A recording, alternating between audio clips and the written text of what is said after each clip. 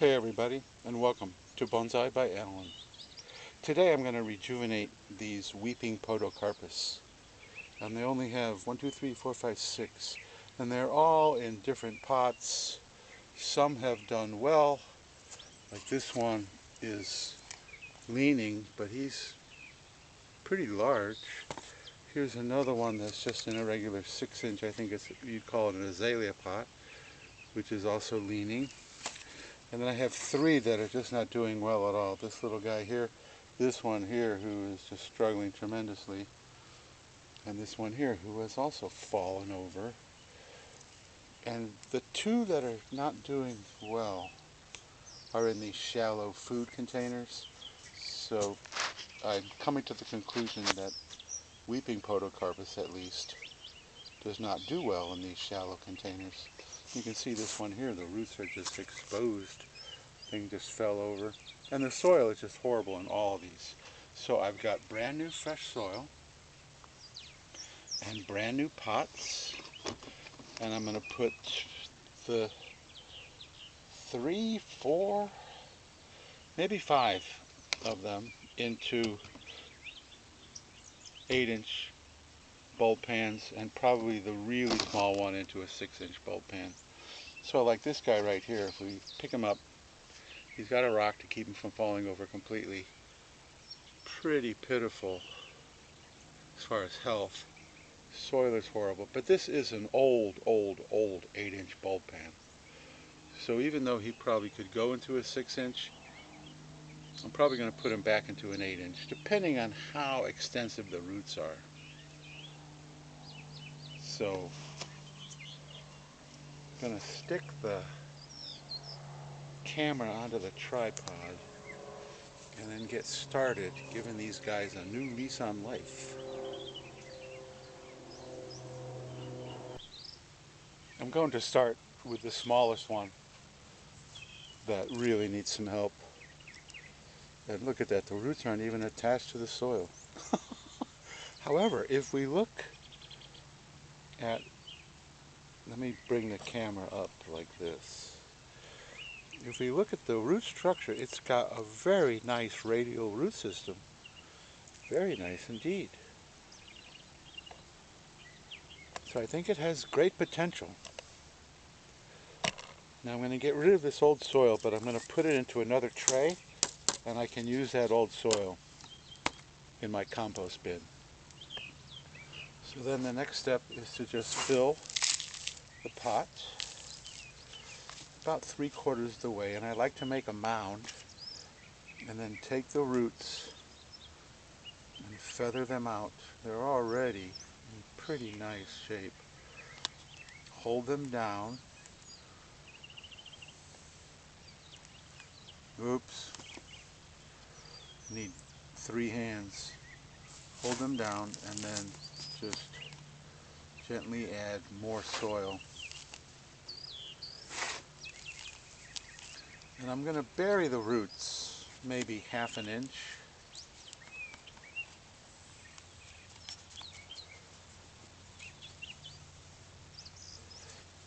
And this guy's going to be prone to falling over because he is just so poorly rooted.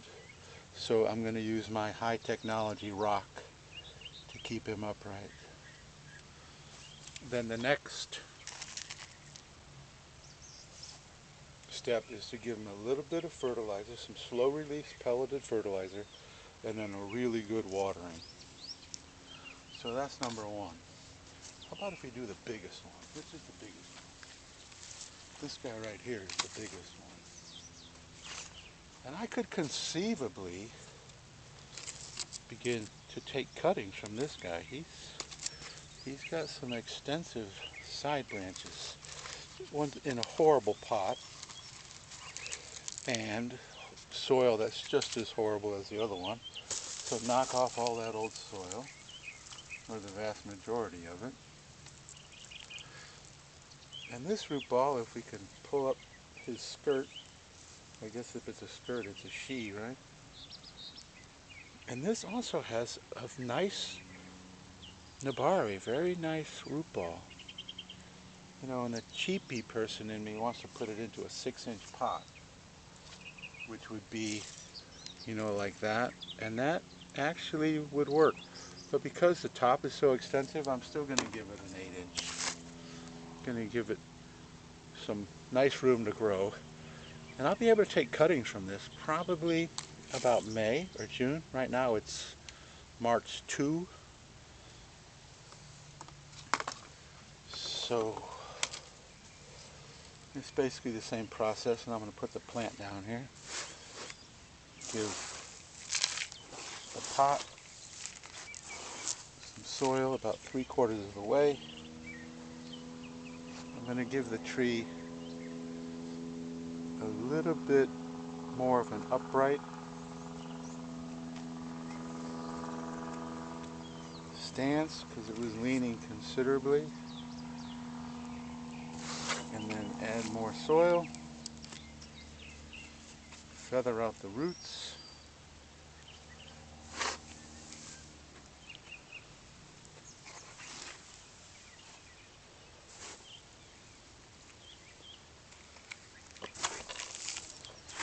Whoop, I hit the camera with my shoulder.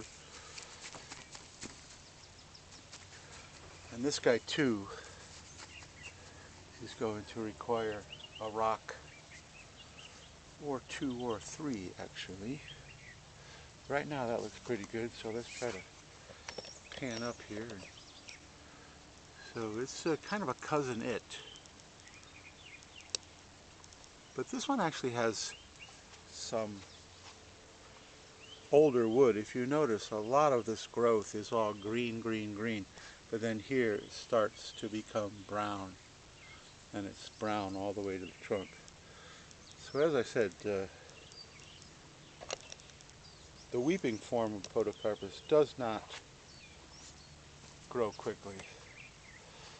But I think these guys are going to be so much happier, and I'm going to be so much happier that they're getting a rejuvenation. Alright, next one, the one that is really pitifully small, but it is in an 8-inch bulb pan. So this soil is all mush.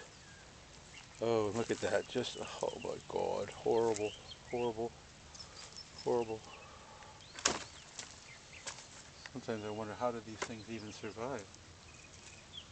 And this root ball is pretty sad.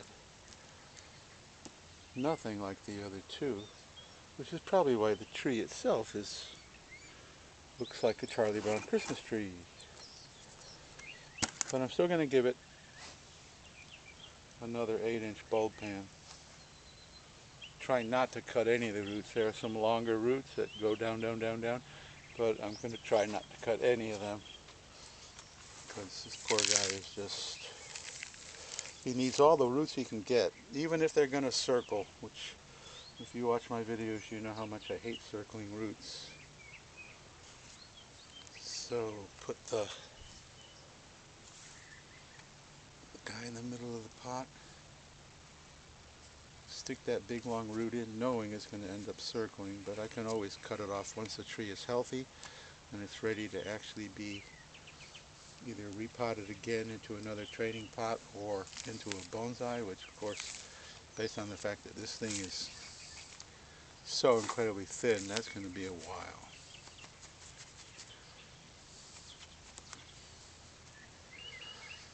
And I have the feeling that the rock technology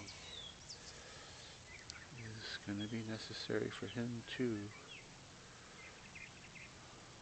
Especially in a training pot. I never wire my trees in to a training pot. The rocks work well though. So here's another one that is really quite healthy. And it's just in a regular 4-inch pot that you'd buy flowers in. So let's see what we're up against with the roots. Well, the soil, the root ball held together. So let's take the old soil off and see what we've got.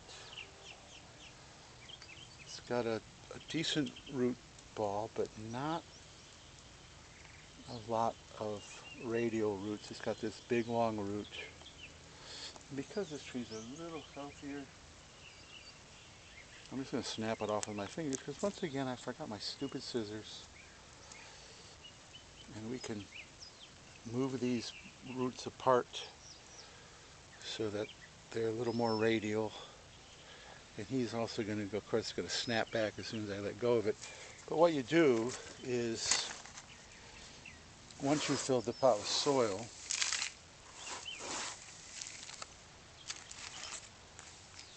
you give it a little mound. Then you can take the roots and pull them apart the way you want them and hold them into place while you add the additional soil. So I've got my finger on the one root that was like coming straight out here, but now it's going back this way. And it will stay there now that it's got some soil on it. And then I've also got some roots here that potentially are going to be circling roots, but for now, I think just let's get it back in the pot and get the thing healthy again. Yeah, these guys are going to love this. Okay, and another rock.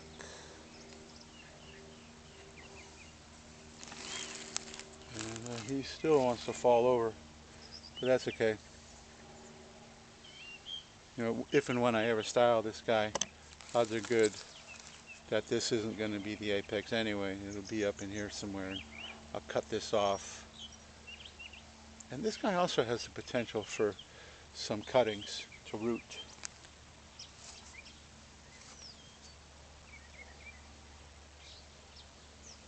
Got two more. And for some reason I forgot this guy in the other shallow tray. And my guess is he's just going to come up with virtually no soil either. But much like the other one that was in the shallow tray, it has decent radial roots. The roots are not bad at all as far as radiating from the center.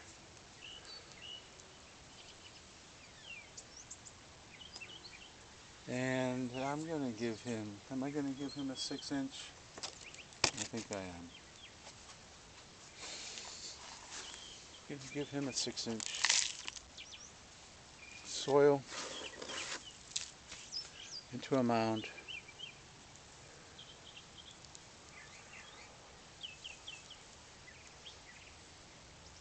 Feather the roots out. See, this root here is very important to come back this way. This one here can also be moved this way.